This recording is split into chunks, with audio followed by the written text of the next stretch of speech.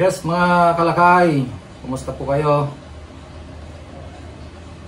Follow up po natin sa video ito mga kalakay kung paano yung pag-costing natin na walang labor cost at yung walang fixed cost. Kasi may nagtanong po sa atin na follower natin sa FB page natin.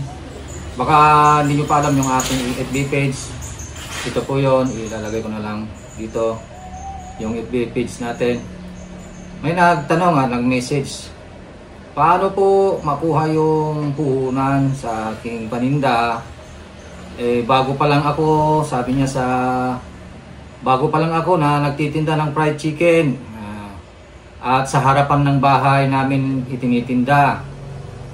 At hindi pa naman ako kumukuha ng permit dahil dito lang sa barangay namin ako nagtitinda. So, ang tanong niya ay kung magkano ang puhunan niya doon sa per piraso ng chicken na binibenta niya. So, wala siyang fixed cost, hindi niya ginagamitan ng tao kasi siya mismo ang nagbibinta eh. So, wala siyang tao, wala siyang labor. Siya mismo lahat ang gumagawa. At wala din siyang permit dahil nga sa bagong bukas lang at sinubukan lang niya. 2 to 3 months na siyang nagtitinda. At nakakabenta naman siya ng 90 to 100, 110 isang araw. Kaya tanong niya kung may kinikita ba siya o wala. So tingnan natin mga kalakay at panoorin natin itong video ito. Ito yung pag-costing kapag wala tayong fixed cost at labor cost. So, ang mangyayari dito is yung direct material cost, divide lang natin sa quantity, mga kalakay. Ito yung formula natin, mga kalakay. Total cost, fixed cost plus variable cost divided by quantity. Wala na siyang fixed cost, kaya delete natin yung fixed cost. Wala na siyang binabayaran na renta, kuryente, permit, etc. Yan. So, yung labor cost wala na rin. Kasi yung variable cost kasi merong labor cost tsaka direct material cost. So, wala nang labor. Kaya ang natitira na lang is direct material cost tsaka quantity na lang. So, direct material cost divided by quantity. Yun na lang po ang natitira. Kaya ito. Ito yun. So, yung direct material cost natin, meron tayong 10 kg chicken, as always. Kasi sa pag-marinate natin yan, titignan natin kung ilan ang makukuha natin dyan na mga ingredients. So, yun lang ang ilalagay natin. Halimbawa ng 10 kg chicken, 198 ngayon ang per kilo niya. So, times 10, 1,980. At kailangan dyan ng 10 tablespoon na asin, kaya 10 pesos. 10 teaspoon na bitsin, 10 pesos din. Kasi 220 ang per kilo. 1 teaspoon, 0.005 grams, kaya 10 pesos ang equals niya. 10 teaspoon ginisa mix, 10 pesos din. At 10 teaspoon na paminta powder, mas mahal. Si 480 per kilogram. Ang 1 teaspoon niya is 2.4 times 10, 24 pesos yan.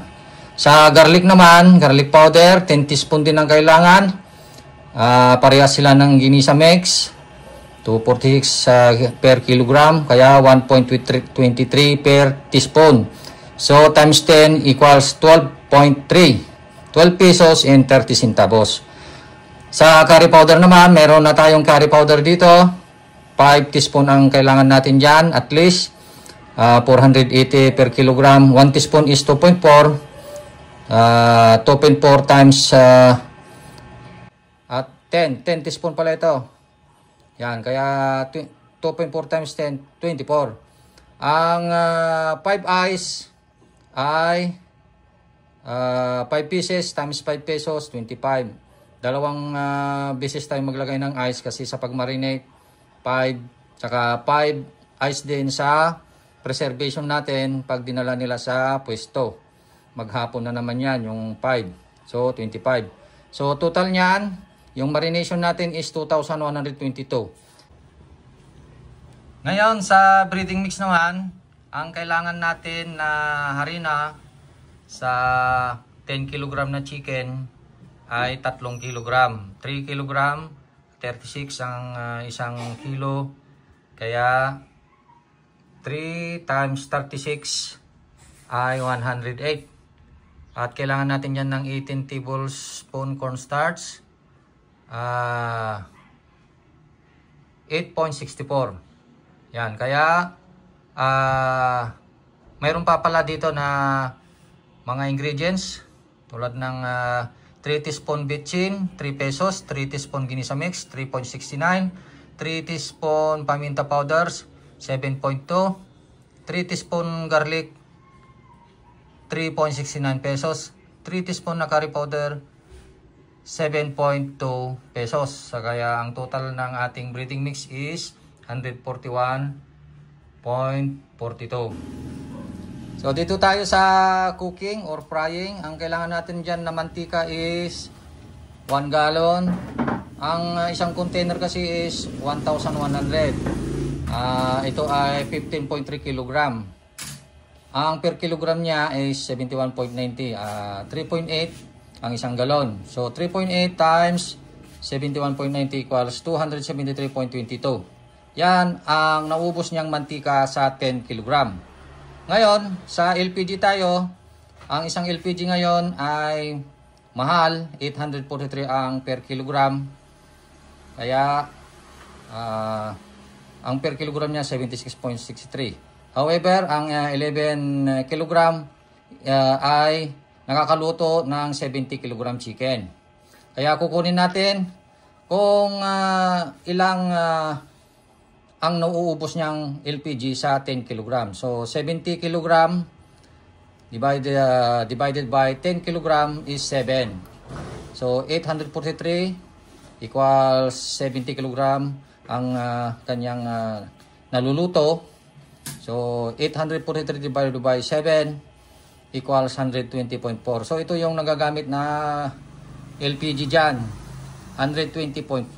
At gagamitan din natin ng papel o plastic sa pagtitinda. Kaya meron siyang papel in plastic, 30 pesos. So, all in all sa cooking and frying is 423.62. So, kukunin na natin. Kukwentahin na natin mga kalakay. Yan. Ang total cost. So, direct material cost divided by quantity. Yan po yung ating pagkwenta. Sa marination 2,122, sa breeding mix 141.42, at ganun din sa cooking or frying 423.62. So ang total po niyan all in all is 2,687.04. So yan po yung direct material. So ito na yung direct material. Ngayon i-divide natin sa quantity. So, dito, quantity, 120 pieces. So, kung saan natin nakuha ang 120 pieces, ito po yon. Yung 10 kg na chicken natin ay chinap natin ng 12 cuts per kilo. So, 12 cuts yan per kilo. Yan. Ang grams po niyan, para alam po nyo, is 80 to 85 grams per cut para makuha natin yung 120 cuts or pieces. 12 cuts per kilogram. Yan, approximately. So, sa 10 kilogram times 12 equals 120 kung saan natin nakuha yung 120. So, i-divide na natin. 2,687.04 divided by 120 equals 22.39. Ito na po yung ating total cost o puhunan sa isang pirasong chicken. So ayan mga kalakay, nakuha na natin yung total cost o yung puhunan kada piraso. 22.39. 22.39 mga kalakay. Kaya itong kung paano natin makuha yung markup naman, suggested retail price minus yung total cost. So, kwentahin natin mga kalakay kung magkano ang ating markup. So, yan po yung ating SRP o Suggested Retail Price. Minus natin yung ating total cost o puhunan, 22.39. Yan. 1 minus 36. 4 minus 2, 2. 3 minus 2, 1.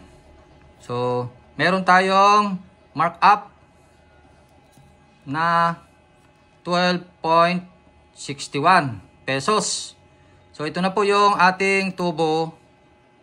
Yan, sa isang piraso, mga kalakay. Ayan, mga kalakay. Napapansin po natin na malaki po yung ating markup kasi 12.61. Kumpara noong nakaraang nag-costing tayo na ang naging markup natin is centavos lang, 0.09 centavos. Noong 220 pesos ang per kilo noon.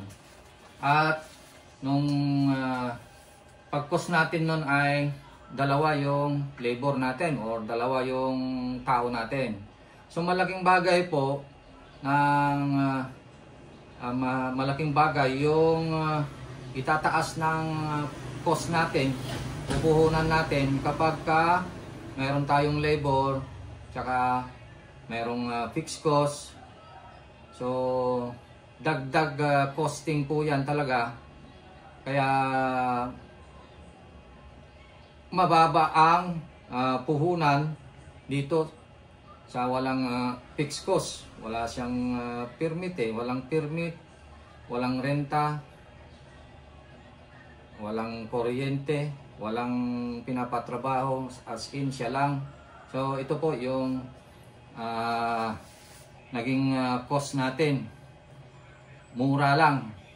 Kapag bininta natin ng 35 ay ang laki ng ating kita sa isang piraso, 12.61.